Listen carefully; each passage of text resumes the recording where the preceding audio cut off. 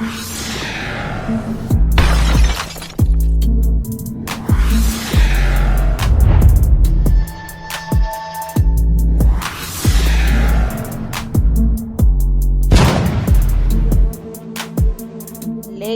and gentlemen, welcome back to Wentworth Battle of the Top Dogs.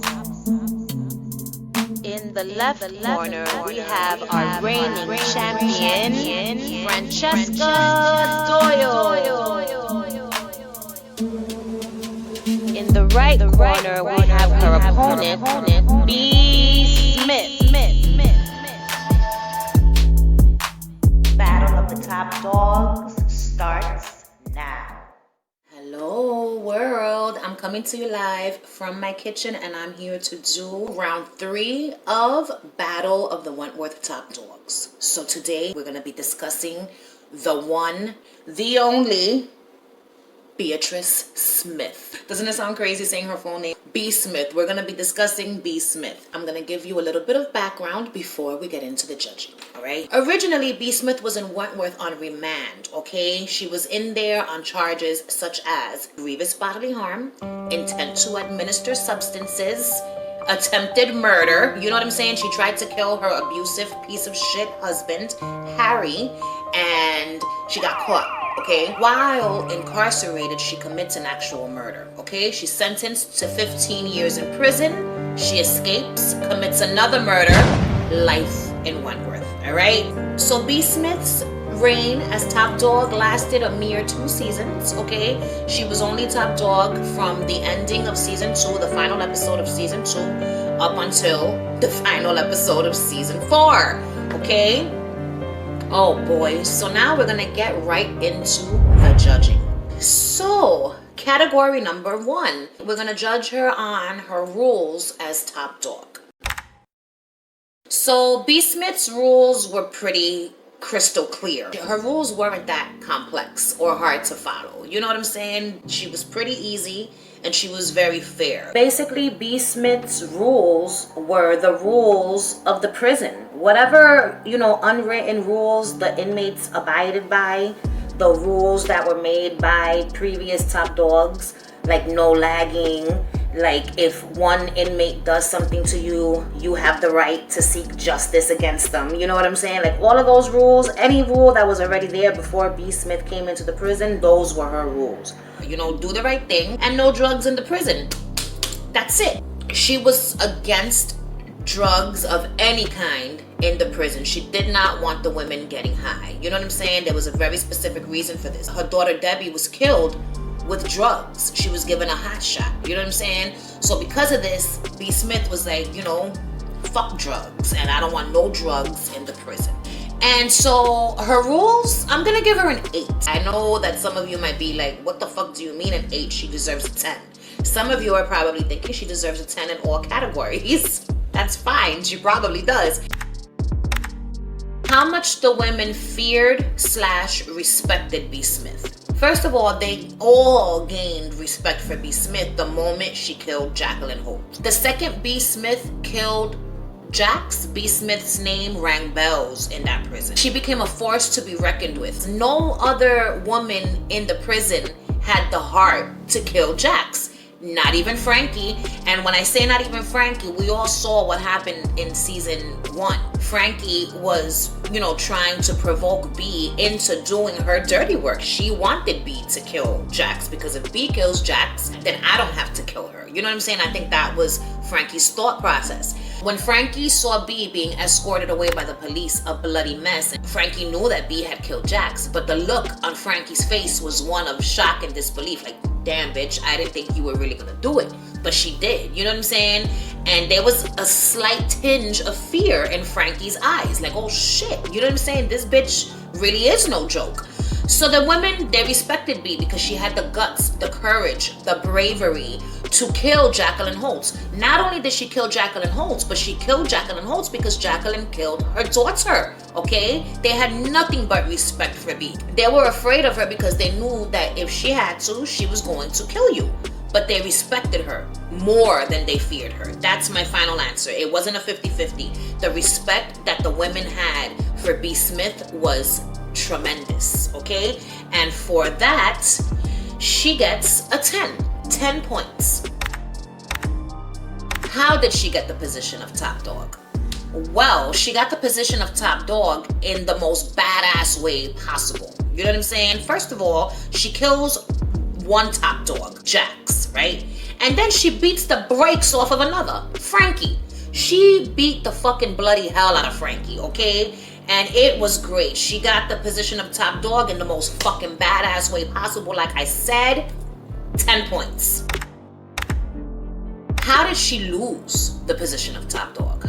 Oh, God. In my opinion, she lost the position of top dog in the most honorable way possible, all right? She relinquishes her crown and gives it to someone whom she believes will do right by the women, okay?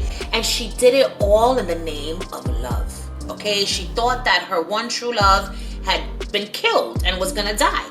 And so she said, you know what, fuck it, on some Romeo and Juliet shit. Oh my God, did I ever realize how Shakespearean their story was?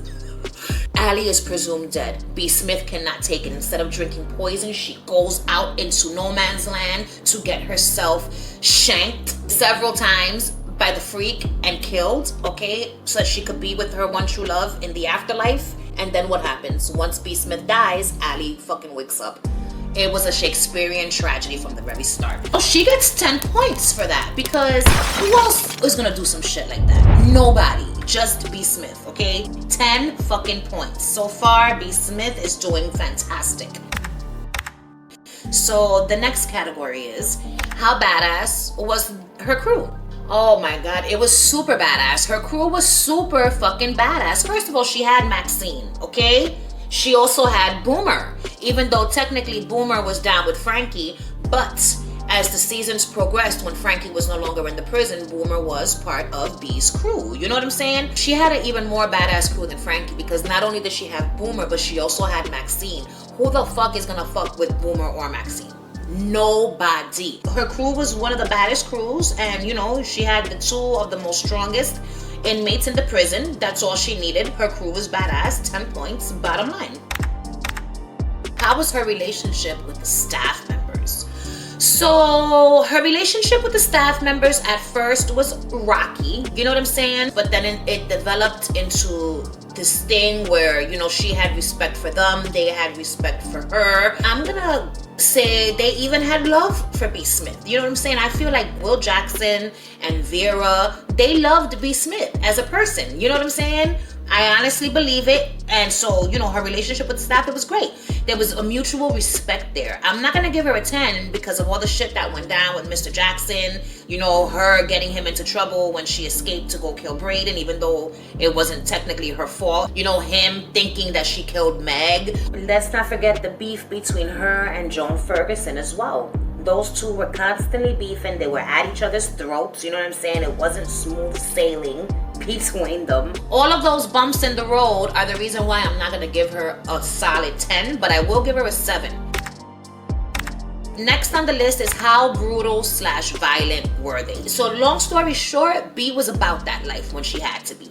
Point blank, period. You know what I'm saying? If she had to fuck you up, she was gonna fuck you up. If she had to kill you, if she felt that you needed to die, you were gonna die, okay? She was gonna fucking scalp you, bash you, stab you. We saw B scalp a bitch, okay? That was fucking terrible. When I saw that, I was like, damn, B. Smith, what the fuck is going on with your ass? You know what I'm saying? Was that necessary? Did you have to take it that far? Like, I get it. You know, but it was extreme. So I'm gonna give B. Smith. B. Smith gets 10 points for her violence / brutality levels. Overall, she was not like violent unless you forced her to be violent. But once she was violent, the violence went from being violent to being fucking brutal, okay? She was no joke, B. Smith was. 10 points. How likable was she? So B. Smith, you know, she was very likable. She was down to earth. She was a fair person. She was a cool person. You know, she went from nothing in that prison to being, you know, the ultimate in the prison, the top dog. She didn't talk shit, you know what I'm saying? She wasn't a bully. She didn't use her newfound position of power to try to bully people, the women, the staff, you know what I'm saying? Everything she did with good intentions. You know what I'm saying? I'm gonna give her 10 points. I liked B. Smith very much. I was sad to see her go, although I didn't cry. Next, how much does she care about the women? B. Smith cared so much about the women. Thus, the no drugs in the prison rule. You know what I'm saying? Her whole thing with the drugs, it's because she cared about them. She didn't want them wasting their lives getting high. Because, you know, certain drugs, it'll take your life. You know what I'm saying? And she didn't want that for the women. She cared about them. Her care for the women, it was great. She gets 10 points. The final category is, you know, what was her overall rating as top dog? And B was a great top dog. You know what I'm saying? She did what she had to do, but she was also fair. You know, she laid down the law. The women respected her. She did what she needed to do. And I'm gonna give her 9 points. Now it is time to calculate B. Smith's score. She gets 94 points. 94 out of a possible 100 points. So that means that B. Smith has taken the lead. She is now in the #1 spot, bringing Franky Doyle down to 2nd place and Jacqueline Holtz holding tight in 3rd place. So that is it for this Battle of the Wentworth Top Dogs. Next week, we're going to be discussing the next top dog in line, which is Kaz Proctor. If you like this video, you already know what to do. Like my shit, subscribe to my channel if you've not yet already. Thanks for watching. Bye.